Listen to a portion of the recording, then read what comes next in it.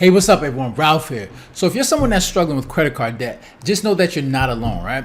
As someone who's had $30,000 of credit card debt not once but twice in their life, I know how overwhelming a feeling this could be. So that's why in this video I'm going to share with you. I'm going to provide you some tips to help you get through this stressful situation, right? So the first thing you want to do is you got to face reality, right? You got to look in the mirror and understand that you allowed the credit cards to get the best of you, right? I know it's easy to just ignore the situation, and I know how much debt can just feel overwhelming. So you're just you know what? I'm not even gonna really think about it. I'm just gonna obviously make my payments, but it's just you're not going to really come to a point where you're thinking about finding ways to come up with a solution. So you just ignore it, but you got to look in the mirror and be like, you know what? I've let these credit cards get the best of me. I got to take action and stop making excuses for why I'm here, right? Because there's a lot of reasons why you excuses, right? Your emergency happened. You had to pay for it. You had to buy this thing. You had to do this. Yeah, there's so many different reasons for why you're in this situation, but you got to stop making excuses and start coming up with a plan to be like, you know what? All right, I have to face this situation head on and start taking action. So the first thing you'll do, obviously, is just face the situation head on and say, you know what? I'm in this situation. What am I going to do about it, right? So once you've done that, then you got to start saying, all right, you know what? It's time to cut these cards, right? Get rid of these cards, right? And I usually don't recommend this, right? Because obviously, once you cut these cards, you close your accounts, then it affects your credit card. But if you're someone that just cannot handle dealing with these credit cards, then that might be the best situation. Or at the very least, what you should do is cut these credit cards and throw them away. You don't have to close your account. And then once you've got to a point where you've cleaned up your credit and you've got to a point where you can manage it and you feel like you're more responsible, then obviously you can just call these credit card companies up and then say that you lost your credit card so you can get a new card back. But if you're someone that just cannot manage dealing with credit debt, then you might as well just get rid of it, because you're not a person that's responsible enough to deal with credit. You're just going to see yourself back in the situation, right? Because you want to avoid digging that deeper hole. Because I know that firsthand. Once I was I would max out my credit cards. I'm like, oh, I need more credit. I would apply for another credit card and just put myself in a deeper hole. So you got to stop that, because it's the easiest thing to do. If you don't have money, what you're gonna do is you're gonna resort right back to that credit card. And you need to get away from that. You need to remove that as an option, right? So cut those credit cards.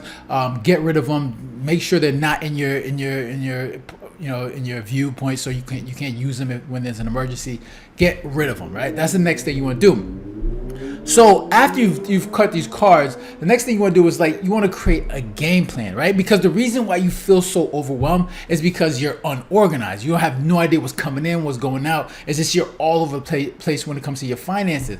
And a good thing you want to do is you want to make sure, a good way to really understand where you are financially, you want to make sure you put that in front of you, right? You want to put it on a spreadsheet. That's the best thing you want to do. It's all right, know what's coming in, obviously, when it comes to your income, but then also know what's going out. And you want to get organized. And a good way to do is when it comes to your debts, right?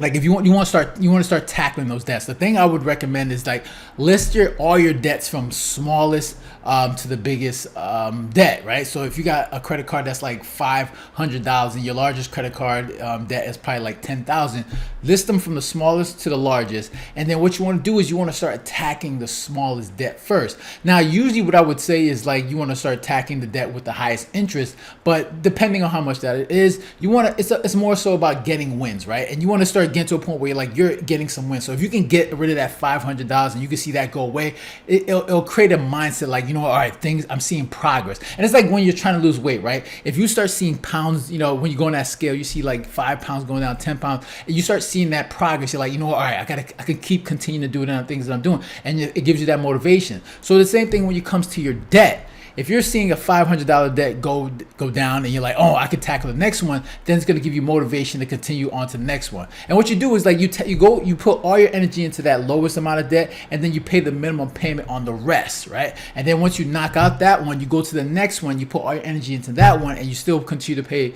the minimum payment on the others until you get to a point where you've knocked down all of them, right? So you want to create that game plan, at least give you a certain direction and gives you some motivation to keep going and seeing that that there's progress. So after you've created that game plan, the next thing you want to do is start cutting the fat. What I mean by cutting the fat is that you need to start reviewing your expenses and making some cuts. Whether you got subscriptions, eating out, cable bills, you need to start removing things that you don't necessarily need in your life, right? Obviously, subscriptions that you're not using, you don't need that, right? That's not a necessity. Whatever subscription you have that's not adding any value to your life, remove them, all right? Eating out. A huge expense is people spending money on food, right? You should be cooking at home, right? You're saving a lot of money, plus you're eating healthier. So that's to be the next thing you should be doing. And also, if you have a cable bill, right? That's another thing a lot of people spend money on, especially today day and age. Like cable bills are like $200. If you're paying money, if you have a cable bill that's over like $200, you need to get rid of that, right? You're wasting money, man. With so many different options in terms of like entertainment from TV. Like you could, like if you want to watch a certain show, you can apply for. You can sign up to an app and get their subscription. For that individual app, for that individual show. There's so many ways of doing that. You don't have to spend $200 on a cable package for most shows that you're not even watching, right? And a lot of people, cable is dying anyways. Most people are going to streaming. So you need to get rid of that cable bill because it costs way too much. It's adding too much. It's a huge expense on your budget. So just find ways to cut the fat. Find ways to cut things that you don't need in your life. Go review it. Like I said, put everything out on the spreadsheet and just go over all your expenses and just remove the things that you don't need. That's a great way to save money and remove cuts. So you have to get to a point where you're removing things that you don't need. So after you've made those cuts, it's now time to get serious, right? And it's time to hustle, right? You got to find ways to make more money, right? So, because obviously you've cut all the fat, you've removed all the expenses. So it gets to a point where, like, depending on how much money you make and how much your expenses are, you're only saving so much. So it's gonna get to a point where you're like, you know what, I can't cut any more fat. What I'm gonna have to do is I'm gonna have to find ways to make more money. And whether that's like taking extra shifts, finding doing side gigs, or starting starting a side business, whatever it is you gotta do, you gotta make more money. Or maybe you have a skill, right? You can leverage your skill to make more money as well. Whatever something you're talented in, whatever it is, you can make money doing that. But whatever it is, you gotta figure out ways to increase your income, so you can then increase how much you're saving. So finding different ways to increase that income, so you can make sure you're covering your bills and making sure you're putting yourself in a position where if there's any situation where an emergency comes, you can cover that cost. And obviously making more money is going to put you in a better place financially, especially if you're saving money and you're allocating your resources effectively. So I would, even if you got to get a second job, do whatever you got to do to make sure you're increasing that income. So that's one of the most that's another important thing after you've cut out the fat, finding ways to increase your income. So the next thing you want to do is you want to surround yourself with winners, right? Surround yourself with people that you inspire to be like, right? Because we all know that you are the average sum of the people that you hang out with. So you want to make sure you get around people that inspire you to be better, inspire you to be great, right? They provide motivation, especially say when you're going to the gym, right? If you want to get in shape, you want to be around people that are in shape, right? That inspire you to get in shape. It's the same thing when it comes to managing your money.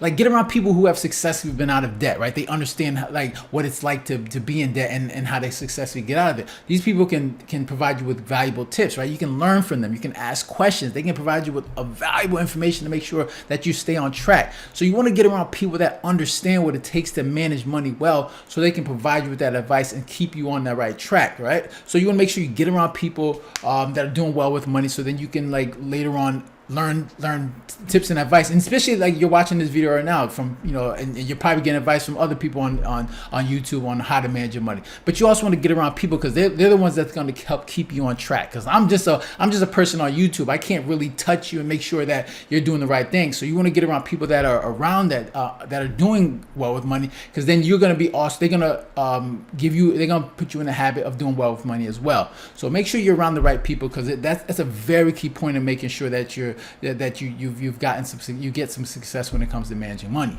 And finally, you want to stay focused and committed, because this journey is not going to be easy, right? There's going to be a lot of setbacks. You're going to want to be tempted to go back to those credit cards, but just understand that it's not going to be easy. But as long as you're committed, you stay focused, that you can get through this, because you want to just remember that just always go back to why you started this journey. What is the main reason, right? Do you want to be able to just not have to worry about being a slave to a debt holder, or maybe you want to be able to hang out with friends and not have to worry about money. You want to be able to, like, if there's an emergency, you want to be able to cover that. Like, just remember why you're on this journey and why you're on this path to just, you know, becoming not just debt free, but you want to be free from consumer debt, the debt that's helping you that's not allowing you to build wealth the way you want to. So just, and don't let anyone distract you, right? You want to make sure you're staying focused, stay on your purpose, and make sure that you tackle this debt, because that's the most important thing right now, right? Because once you're someone that's out of debt, like, there's so much possibilities. Like, being able to build wealth is much easier, right? You don't have to worry, you don't have to stress out, you don't have to go to bed thinking like, damn, I don't know, what am I going to do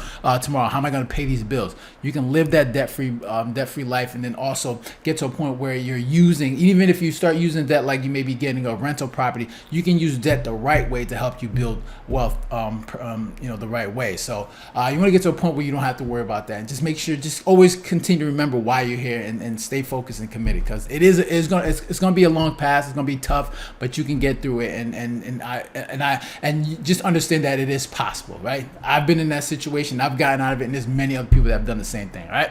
So that's all I got for you guys today. If you got any comments or questions, make sure to leave a comment down below, hit the like button, and share, and if you haven't done so already, make sure to subscribe. All right, so you guys take care and have a good one. Later.